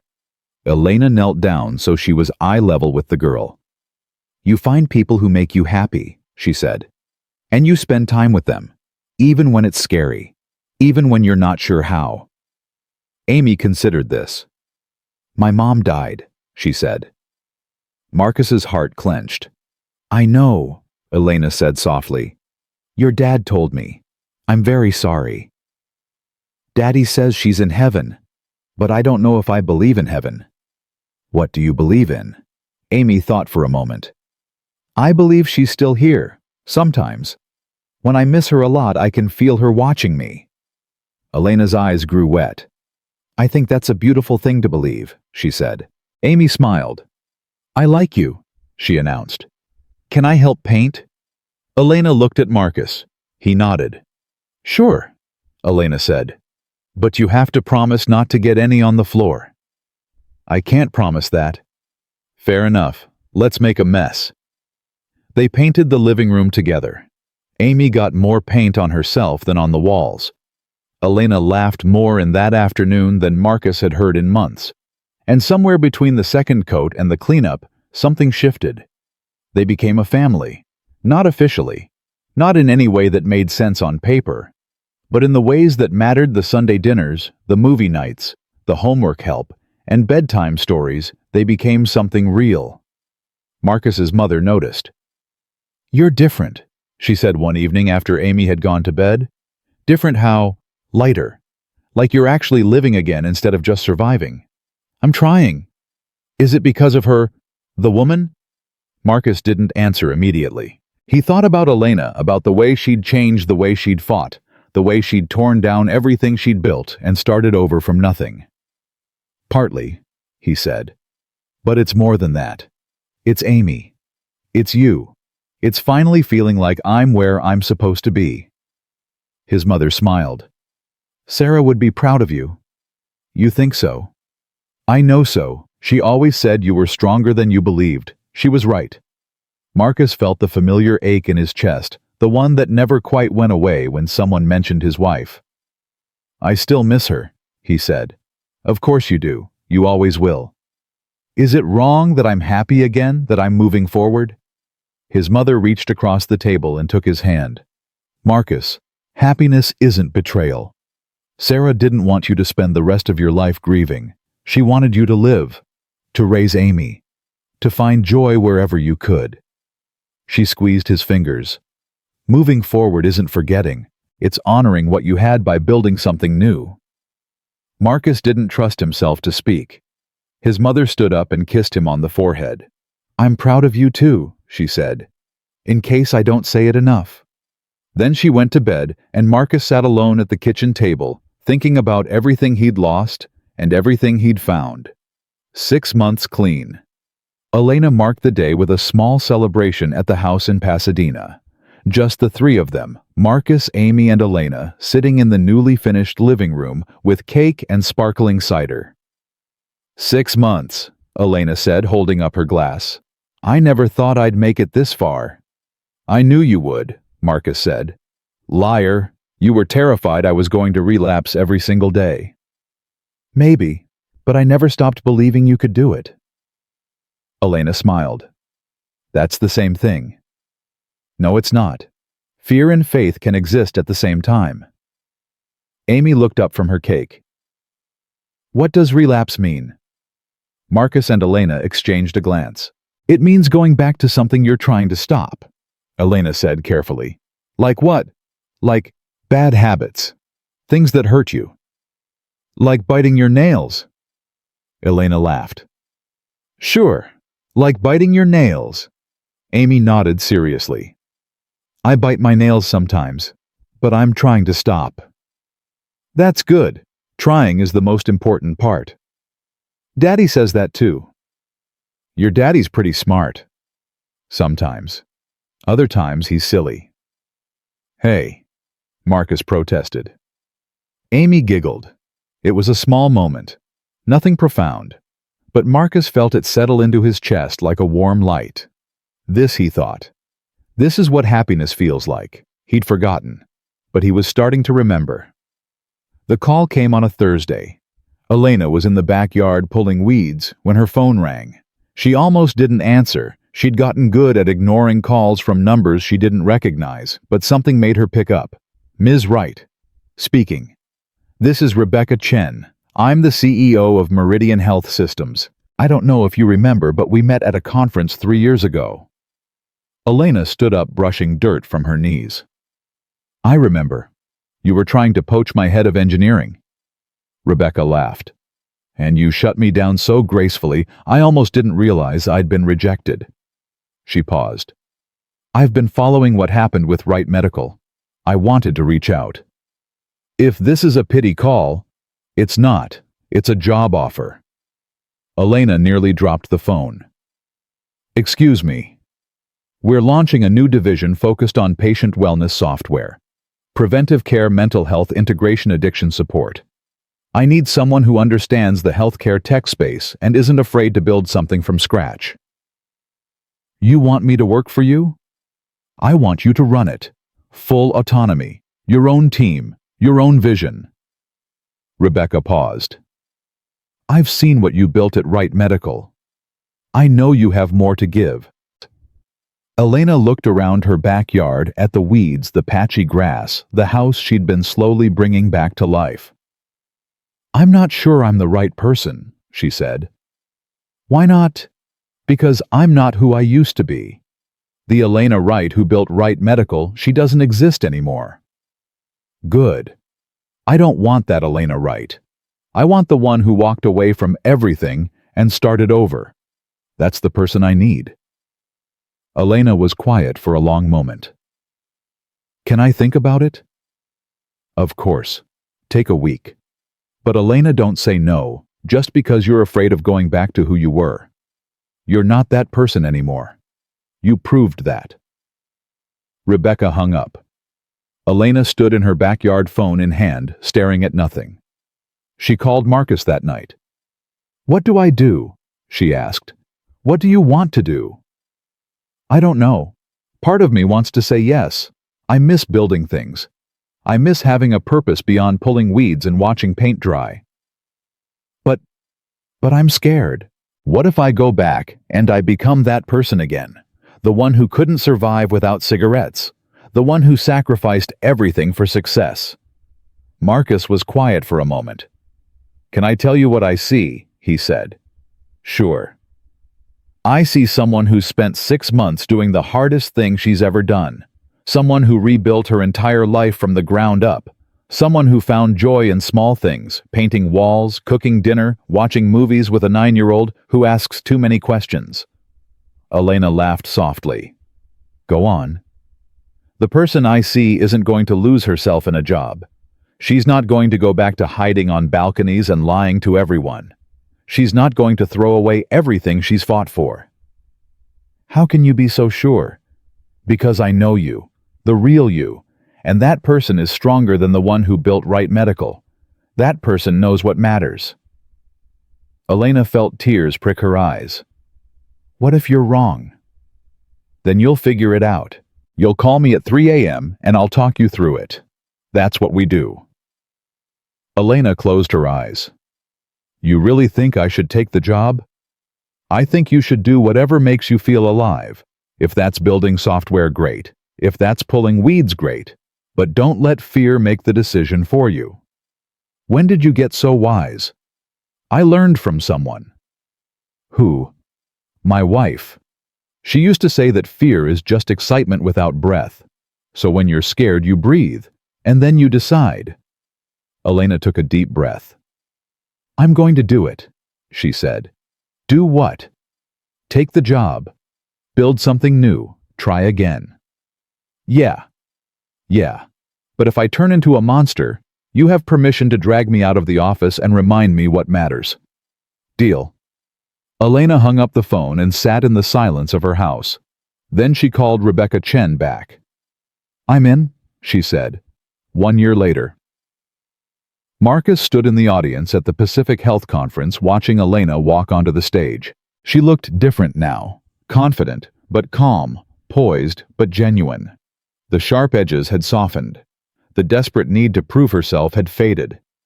She stepped up to the microphone. "Good afternoon," she said. "For those of you who don't know me, my name is Elena. Just Elena. I used to run a company called Wright Medical Systems. Some of you probably remember the headlines when I was removed as CEO."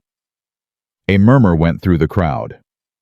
"I'm not here to talk about that," Elena continued. "I'm here to talk about what happened after. About the hardest year of my life and what I learned from it." She paused. "I was an addict, cigarettes, 15 years. I hid it from everyone, my board, my doctors, my investors. I was so afraid of being seen as weak that I slowly killed myself behind closed doors." The room was silent. "I almost died. Not from the cigarettes, not directly, but from the shame, the isolation, the belief that asking for help meant I was a failure." She looked out at the audience. "I was wrong. Asking for help isn't weakness. It's the bravest thing any of us can do." Marcus felt his chest tighten. "I'm standing here today because someone saw through the lies I told myself. Someone who had no reason to care, no obligation to help. He was just a man who cleaned my apartment. But he refused to look away when everyone else did." Elena's eyes found Marcus in the crowd. "He taught me that being human isn't a flaw, that vulnerability isn't weakness, that the things we think make us unworthy of love are actually the things that connect us to each other." She paused. "I'm 1 year clean today, 12 months, 365 days, and I'm not going to pretend it's been easy. There have been moments more than I can count when I wanted to give up, when the cravings hit so hard I couldn't see straight, when I wondered if all the fighting was worth it. But I kept going, because someone believed I could, because someone refused to let me face the darkness alone." She took a breath. "So that's my message today. To anyone in this room who's hiding something. To anyone who's struggling in silence. To anyone who thinks they're too broken, too far gone, too weak to change. You're not. You're exactly strong enough. You just need someone to remind you." She stepped back from the microphone. The applause started slowly, then built into a wave. People stood. They cheered. They wiped their eyes. Marcus didn't move. He just watched Elena.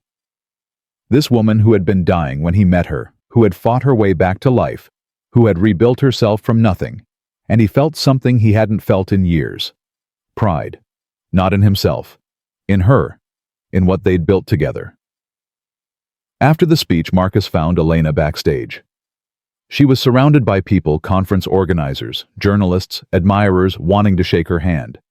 But when she saw him, she broke away. "You came," she said. "Of course I came." "You heard all that." "Every word." Elena's eyes searched his face. "I should have warned you. That I was going to talk about you. I didn't want to put you on the spot. You didn't use my name." "I know. But still." Marcus shook his head. "Elena, you don't need to apologize. What you said up there, it mattered. People needed to hear it. I just hope it helps someone." "It will. It already has." Elena smiled. It was the same smile he'd seen that first night when she finally let herself cry. Vulnerable, real, beautiful. "I couldn't have done any of this without you," she said. "Yes, you could." "No, I really couldn't." She reached out and took his hand. "You saved my life, Marcus. I know I've said it before, but I need you to understand how much I mean it." "I understand." "Do you?" "Because sometimes I think you don't realize what you did. You didn't just help me quit smoking. You taught me how to live, how to be honest, how to let people see me." Marcus squeezed her hand. "You taught me the same thing." "What do you mean?" "After Sarah died, I shut down. I went through the motions, but I wasn't really there. I was so focused on surviving that I forgot how to live. And now, Marcus thought about the past year, the weekends in Pasadena, the dinners with Elena and Amy, the slow rebuilding of a life he thought was over. Now I'm here, he said, really here, for the first time in years. Elena's eyes glistened. So we saved each other. I guess we did. They stood there in the chaos of the conference holding hands, not saying anything. Finally, Elena spoke. Can I ask you something? Sure. What happens now? For us. Marcus knew what she was asking. They'd been circling it for months, this thing between them that was more than friendship, more than gratitude, more than two broken people leaning on each other. I don't know, he admitted. I've been scared to find out. Scared of what? Scared of ruining what we have. Scared of hurting Amy. Scared of moving on from Sarah. Do you think she'd want you to be alone forever? Marcus thought about his wife, about her laugh, her stubbornness, her fierce love for Amy, about the way she used to say that life was too short for regrets. No, he said, she wouldn't. Then what's holding you back? Marcus looked at Elena. At this woman who had come into his life by accident and changed everything, who had shown him that it was possible to break and rebuild, that endings could become beginnings. Nothing, he said. Not anymore. Elena smiled. Good. Because I'm tired of pretending I don't feel what I feel. What do you feel? Like I finally found where I'm supposed to be. Marcus pulled her closer. Me too. In the background, the conference continued. People moved. Conversations hummed. The world kept spinning. But for Marcus and Elena, time stopped. They had found each other in the darkness. They had pulled each other into the light, and they were never going to let go. That evening, Marcus picked up Amy from his mother's house. How was the speech? His mother asked. Good. Really good. And Elena? Marcus smiled. She's good too.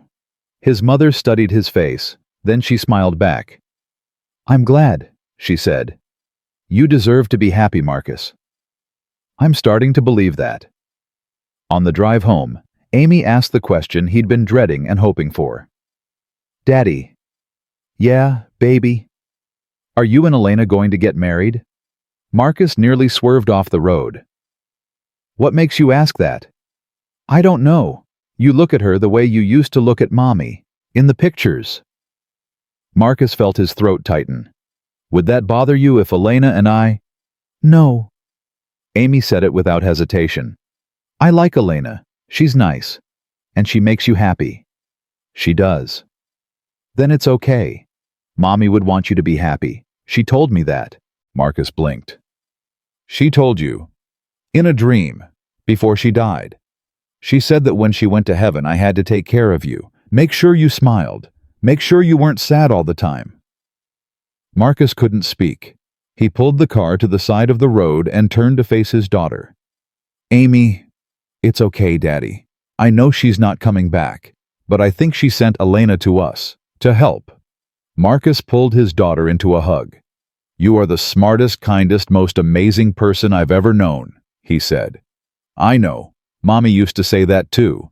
Marcus laughed through his tears. Of course she did. 6 months later. The wedding was small, just family and close friends. Elena wore a simple white dress. Marcus wore a suit he'd borrowed from his brother. Amy was the flower girl scattering petals with more enthusiasm than precision. They held the ceremony in Elena's backyard, the one she'd spent a year bringing back to life. The grass was green now, the flowers blooming, the house freshly painted. When the officiant asked if anyone objected, Amy raised her hand. I object to the cake being chocolate, she said. I wanted vanilla. Everyone laughed. Marcus had never felt so full. After the ceremony, Elena found him standing alone by the back fence looking up at the sky. What are you thinking about? She asked. Sarah. I was telling her about today. Elena slipped her hand into his. What did you tell her? That I found someone. That I'm happy. That Amy is okay. He paused. That I finally learned what she was trying to teach me. What was that? Marcus turned to face his wife. His new wife, the one who had saved him as much as he'd saved her. That love isn't about deserving, he said. It's about choosing, every day, even when it's hard, even when it hurts. Elena squeezed his hand. I choose you, she said. I choose you too. They stood there together watching the sun set behind the mountains. Inside the house, Amy was dancing with Marcus's mother. Music drifted through the open windows. Somewhere a bird sang. And Marcus Hill, the man who cleaned apartments, the widower, who thought his life was over, the father who almost lost himself in grief, finally understood what his wife had meant. Life wasn't about being perfect. It wasn't about having all the answers. It was about showing up, every day, for the people who mattered. It was about seeing the truth, even when it was ugly, even when it was painful, and refusing to look away. It was about choosing love over fear, again and again and again. Marcus looked at Elena, at Amy, at the life he'd built from the ashes of the one he'd lost. And he knew with absolute certainty that this was exactly where he was meant to be. Sometimes the thing that saves you isn't a miracle or a cure. It's just another person who sees you in the darkness and refuses to let you face it alone. That's the whole truth, and the truth is enough.